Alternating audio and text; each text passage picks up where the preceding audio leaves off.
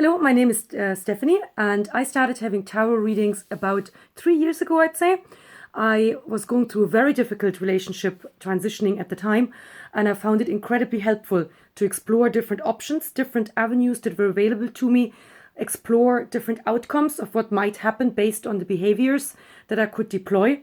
I particularly like readings from David because David is very sensitive, very intuitive, and he describes the people involved so accurately that sometimes it's almost scary, like he knows them. But tarot itself is not scary at all. It's very comforting. I have often felt that there were situations in my life, if it hadn't been for tarot giving me grounding and helping me, things could have gotten a lot more complicated and a lot more difficult for me. Not just with the relationship, but also property that I was unsure of. Did I want to move house? Was I actually happy to stay where I am? So it's nice to get the different options.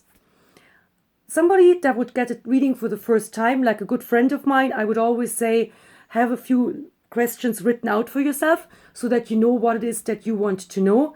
And sometimes even just writing them down can actually help you get clarity of what it is that you need help with.